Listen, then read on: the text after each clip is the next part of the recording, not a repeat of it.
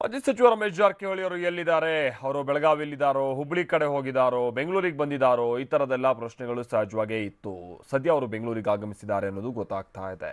ಹಾಗೆ ಈಗಿರುವಂತ ಪ್ರಶ್ನೆ ಕುತೂಹಲ ಅಂತ ಅಂದ್ರೆ ನಿನ್ನೆ ಆಡಿಯೋದಲ್ಲಿ ಹೇಳಿದಂತೆ ಏನಾದ್ರು ರಾಜೀನಾಮೆಯನ್ನ ಕೊಟ್ಬಿಡ್ತಾರಾ ಅಂತ.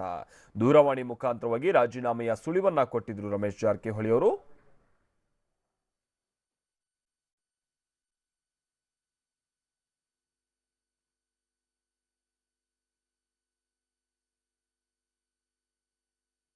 ಸದ್ಯ ಅವರು ಹುಬ್ಬಳ್ಳಿಯಿಂದ ಬೆಂಗಳೂರಿಗೆ ಆಗಮಿಸಿದ್ದಾರೆ ಅನ್ನೋದು ಕೂಡ ಗೊತ್ತಾಗ್ತಾ ಇದೆ. ರಮೇಶ್ ಜಾರಕಿಹೊಳಿ ಅವರು ಯಾರ ಸಂಪರ್ಕಕ್ಕೂ ಕೂಡ ಇನ್ನೂ ಕೂಡ ಸಿಗ್ತಾ ಇಲ್ಲ ಅನ್ನೋದು ಕೂಡ ಗೊತ್ತಾಗ್ತಾ ಇದೆ.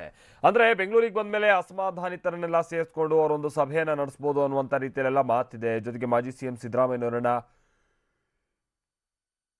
ಭೇಟಿ ಮಾಡಿ ತಮ್ಗೆ ಯಾಕೆ ಹೀಗೆ ಮಾಡಿದ್ರು ಅನ್ನುವಂಥ ರೀತಿಯಲ್ಲಿ ಕೂಡ ಚರ್ಚೆ ಮಾಡಬಹುದಾದಂತ ಸಾಧ್ಯತೆಯೂ ಕೂಡ ಇದೆ. ಅದೆಲ್ಲದಕ್ಕೂ ಕೂಡ ಬಹುಶಃ ಇನ್ನೊಂದು ಸ್ವಲ್ಪ ಹೊತ್ತಲ್ಲಿ ಉತ್ತರ ಸಿಗುತ್ತೆ.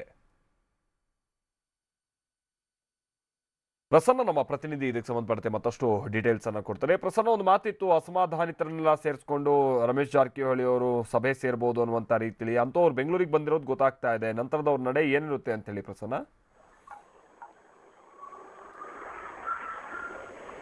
ಪ್ರಸನ್ನ, ಧ್ವನಿ ಕೇಳಿಸ್ತಾ ಇದೆಯಾ? ಮಾಲ್ತೇಶ್, ರಮೇಶ್ ಜಾರಕಿಹೊಳಿ ಅವರ ನಡೆ ಇದೀಗ ಸಾಕಷ್ಟು ಕುತೂಹಲವನ್ನ ಕೆರಳಿಸಿದೆ. ಮೈತ್ರಿ ಸರ್ಕಾರದ ಪಾಲಿಗೆ ಅವರು ಒಬ್ಬ ಶಾಸಕರಾಗಿ ಪರಿಣಮಿಸಿದ್ದಾರೆ. ಅಂದ್ರೆ ಒಂದೊಂದು ಹೆಜ್ಜೆಯನ್ನು ಕೂಡ ಅವರು ಇಡ್ತಾ ಇರುವಂತದ್ದು ಮತ್ತು ಅವರು ಶಾಸಕ ಸ್ಥಾನಕ್ಕೆ ರಾಜೀನಾಮೆ ಕೊಡ್ತಾರೆ ಅನ್ನುವಂತಹ ಮಾತುಗಳು ಕೇಳಿ ಬರ್ತಾ ಇದಾವೆ. ನಿನ್ನೆಯೂ ಕೂಡ ಟಿವಿ9ಗೆ ಒಂದು ಆಡಿಯೋ ಲಭ್ಯವಾಗಿತ್ತು. ರಮೇಶ್ ಜಾರಕಿಹೊಳಿ ಅವರು ಮಾತನಾಡಿದಂತಹ ಈ ಆಡಿಯೋದಲ್ಲಿ ಯಾವತ್ತು ಬೇಕಾದ್ರೂ ತಾನು ಶಾಸಕ ಸ್ಥಾನಕ್ಕೆ ರಾಜೀನಾಮೆಯನ್ನ ಕೊಡಬಹುದು ಅನ್ನುವಂತಹ ಮಾತನ್ನ ಹೇಳಿದ್ರು. ಹೀಗಾಗಿ ನಿನ್ನೆಯಷ್ಟೇ ಬೆಳಗಾವಿಯಿಂದ ಹುಬ್ಬಳ್ಳಿ ಮೂಲಕ ಬೆಂಗಳೂರಿಗೆ ಆಗಮಿಸಿರುವಂತಹ ರಮೇಶ್ ಜಾರಕಿಹೊಳಿ ಅವರು ಇದೀಗ ಮುಂದೆ ಯಾವ ರೀತಿಯ ತೀರ್ಮಾನವನ್ನ ತೆಗೆದುಕೊಳ್ತಾರೆ ಅನ್ನುವಂಥದ್ದು ಸಾಕಷ್ಟು ಕುತೂಹಲವನ್ನ ಕೆರಳಿಸಿದೆ. ಹಿಂದೆಯೂ ಕೂಡ ಬಳ್ಳಾರಿಯ 6ಕ್ಕೂ ಹೆಚ್ಚು ಶಾಸಕರು ಅವರ ಜೊತೆಗೆ ನಿಂತಿದ್ರು ಮತ್ತು ಬೆಳಗಾವಿ ಹಲವು ಶಾಸಕರು ಕೂಡ ಅವರ ಬೆನ್ನಿಗೆ ನಿಂತಿದ್ರು. ಆದ್ರೆ ಸದ್ಯದ ಪರಿಸ್ಥಿತಿ ಆ ರೀತಿ ಇಲ್ಲ.